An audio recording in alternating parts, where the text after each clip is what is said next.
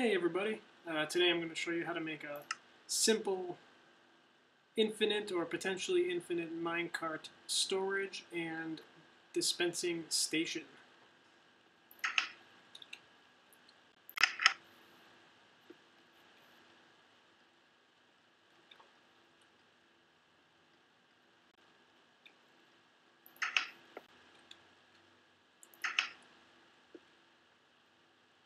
Alright, now here's your basic inbound and outbound area.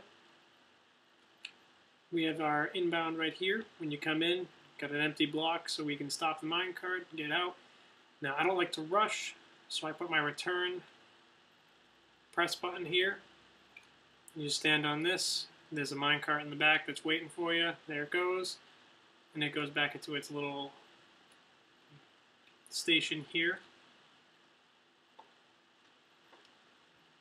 Alright, now, you can see I only have 4 here. I did mention infinite. Well, it's infinite so long as you reapply the small bits of information I give you here. These methods should work no matter what for as many minecart tracks as you want. So, sorry that it's a little hectic. I just finished it today, figured I'd get the video out. Wasn't planning on doing it underground, but here we are.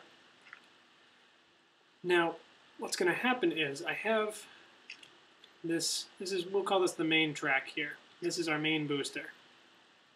It's going to come from behind the wall here. I have it waiting to be boosted.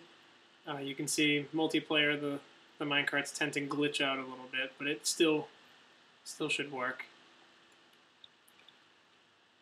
Now, what's going to happen is that minecart's going to come out here, go up on the track. I threw in a couple extra boosters, as you can see, because if I was testing it and I didn't have any minecarts ready, that minecart wouldn't boost all the way around all of this. So I put a couple extras just to make sure that it would get all the way through. Alright, so what's going to happen? I'm going to step on a pressure plate if I want to have a new minecart. And that booster is going to get sent through this way and sent out here.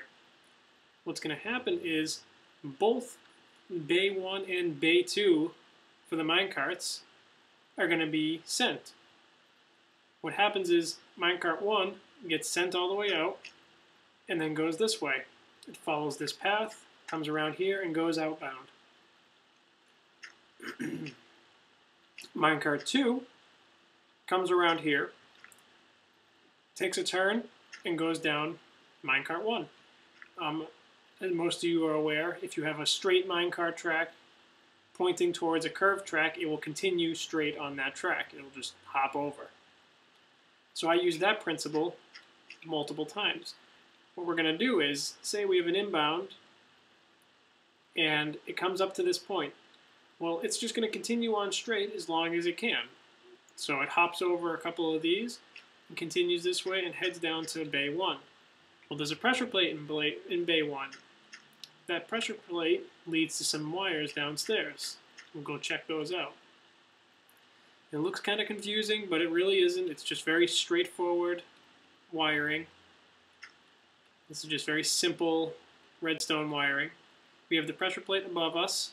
Activates the redstone. Redstone gets activated, follows this way to an inverter. The inverter gets turned off, which then enables this torch to turn on. Now, with this torch, like the other ones also, when it's turned on, the track directly above it is switched. So this track here actually flips and connects to this one. That eliminates the ability of the minecart to come down this path into Bay 1. So what happens is, it turns here and heads down into Bay 2. Same thing happens with Bay 3 and Bay 4. If there's one in Bay 2, this track will flip, causing the minecart to go to Bay 3, and if there's one in Bay 3, this one will flip, sending it to Bay 4. Okay, so let's see how it works. So we don't have any minecarts there, as indicated by my little lights here. We just got off our minecart, we'll stand on the thing. The returner sends it on its way, and you can see how the minecart track switched now. It's not facing the same direction it was. That's because this minecart went down into its spot. So that eliminates having two minecarts sent down to the same area. You can also see that my light has turned on, so that we know that there's one in there. So let's say one of my friends shows up and he rides in one too. Well, he wants to return his cart. There's no problem doing that. Track switched, because that one went on to number 2. And now the next one that'll come in is going to go to spot number 3. As for the wiring in the background here, still simple wiring. I wanted to put the wires right next to each other, but the only way to do that without them crisscrossing and interacting with one another is you put one wire down, and you have to put at least 2 blocks. So you see one wire here, 1, 2 blocks, and then the next wire. You can put more blocks in between, that's fine. I like to jump in between them so I can move around easier. This is, again, fairly straightforward. When the button is being pressed, it sends a charge this way. I had to use a couple inverters so that I could lengthen the cord, the wire. Now, that being activated will deactivate this one. When this wire is deactivated, it allows the redstone torch outside of here to activate. Which means that we have a cart in place. Alright, so now the requesting a cart. Like I said, when I request one, it's going to come down, switch bay number 1 cart to the outbound, and then it's going to put bay 2 cart into the bay 1 cart.